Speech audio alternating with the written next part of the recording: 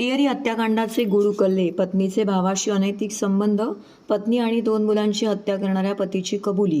ठाण्यातील कासरवडोली गावामध्ये पत्नी आणि 2 मुलांची हत्या करणारा पती अमित बागडी याला ठाणे पोलिसांच्या गुन्हे शाखेने 48 तासामध्ये हरियाणा येथून अटक केली. भाऊ विकास याच्या घरी वास्तव्यास असलेल्या पत्नीचे विकास याच्यासोबतच प्रेमसंबंध असल्याच्या रागातून क्रिकेटच्या बॅटने तिघांची हत्या केल्याची त्यांनी कबुली दिली आहे. तिहेरी हत्याकांडानंतर भाऊ विकासलाही यमसदनी पाठवायचे होते. ही बाब पोलीस चौकशीमध्ये समोर आल्याचं उपायुक्त शिवराज पाटील यांनी आयोजित केलेल्या पत्रकार परिषदेमध्ये सांगितलं. ठाण्यातील कासरवडोली गावामध्ये अमित बागडी यांनी त्याची पत्नी भावना, मुलगी खुशी आणि मुलगा अंकुश यांची निर्घृण हत्या केली. या तिहेरी हत्याकांडाने ठाणे हादरले होते. पोलीस आयुक्त आशुतोष डुमरे यांनी पदभार स्वीकारताच घडलेल्या या हत्याकांडानंतर पोलिसांचे तपास कौशल्य पणास लागले होते. त्यानुसार पोलिसांनी तातडीने CCTV फुटेज आणि तांत्रिक विश्लेषणाच्या आधारे आरोपींचा शोध सुरू केला. तेव्हा हत्येनंतर अमित नवी मुंबईत काकांच्या घरी गेल्याचं तसेच तेथून मुंबई सेंट्रल स्थानकातून रेल्वेने हरियाणा राज्यात पसार झाला होता.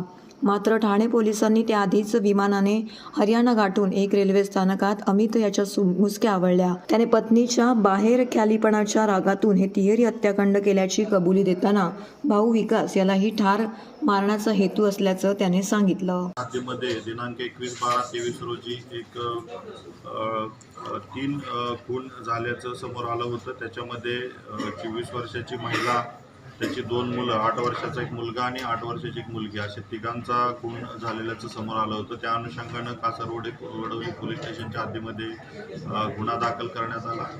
त्यानंतर माननीय पोलीस आयुक्त Ashutosh Dumre sir, joint CP sir, additional CP उगले सर, अतिशय संवेदनशील हा जो मर्डर झालेले होते या अनुषंगानं सूचना देण्यात आलेले होते की तात्काळ यामध्ये आरोपी अरेस्ट होणं गरजेचं आहे. त्या अनुषंगानं गुन्हे शाखेच्या वतीनं आपण 8 पोलीस पथकं आपण तयार करण्यात आली होती.